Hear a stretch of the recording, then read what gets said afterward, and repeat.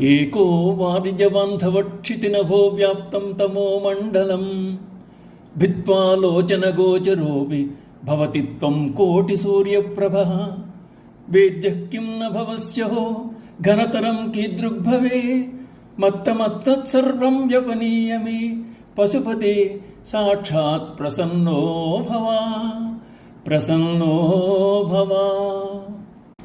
పరమేశ్వర, వారజబాంధవుడైన సూర్యుడు ఒక్కడయ్యూ భూమి ఆకాశములందంతటను వ్యాపించిన అంధకారమును భేదించి కంటికి కనబడుతున్నాడు.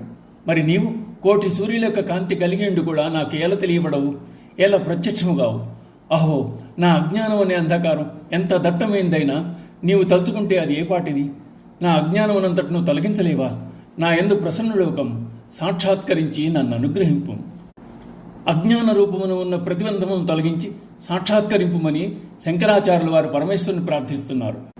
సూర్యుడు భూమి ఆకాశాల మధ్య గల చీకటినంతటను పారద్రోలి విశ్వంలో వెలుగులు నింపుతున్నాడు, కంటికి గోచరమవుతున్నాడు. అయితే పరమేశ్వరుడు కోటి సూర్యప్రభా సంపన్నుడు, అదీగాక అంతర్యామిగా మనలోనే ఉన్నవాడు.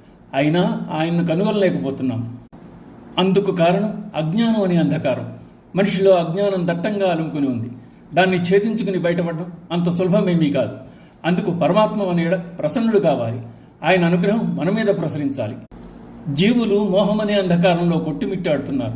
మోహం అనేది అనేక జన్మల నుండి పేరుకుని ఉంది. ఈ తమస్సు అందరి హృదయాల్లోనూ ఉంది. అయితే భక్తుడైన వాడు పరమాత్మను పట్టుకుని దాన్ని దాటివేయగలుగుతున్నాడు. ఆయనను పట్టుకునే ప్రయత్నం చేస్తే చాలు, హృదయాల్లో గూడు కట్టుకుని ఉన్న తమస్సును ఆయనే తొలగించి వేస్తాడు.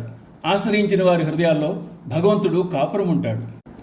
పట్టుకోవడం అంటే నిరంతర చింతన చేయడం, పరమాత్మ భావంలో ఉండడం, ఆయనను ఉపాసించడం. ఆ విధంగా చేయడం వల్ల అటువంటి వారి హృదయాల్లో ప్రవేశించి సూర్యుని వలె ఉదయించి మదిలో ఉన్న చీకట్లను పారద్రోలుతాడు. ఈశ్వరుడనే సూర్యకిరణము సముదాయం హృదయంలో ప్రవేశించగానే అది తమస్సును భేదించి వేస్తుంది. భూమి సూర్యుని వైపు పరిభ్రమించగానే సూర్యోదయం అవుతుంది. అలాగే దృష్టి ఈశ్వరుని వైపు తిరిగితే ఆయన కనిపిస్తాడు. తిరుగుతున్న భూమి తిరగనట్లు, తిరగని సూర్యుడు తిరుగుతున్నట్లుగా అనిపిస్తుంది. అంతర్ముఖులై హృదయంలోకి తొంగి చూచే వారికి ఆత్మ దర్శనమిస్తుంది.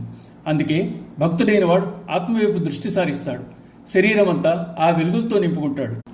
సూర్యుడు వెలుగును ప్రసరింపజేస్తున్నాడు. ఇది బాహ్య దృష్టికి కనిపిస్తుంది. కానీ వెలుగు ప్రసరించడానికి కారణమైన ఈశ్వరుడు అంతర్దృష్టికి ద్యోతం అవుతాడు. హృదయంలో అంధకారం పోతే గాని అంతర్దృష్టి ఏర్పడదు. అజ్ఞాన అంధకారం పోయి అంతర్యామిగా ఉన్న ఆయన దర్శించగలగాలి. అందుకు భక్తి ప్రపత్తులు తోడవ్వాలని శంకరాచార్యులు వారు అంటున్నారు. ఓం నమః శివాయ.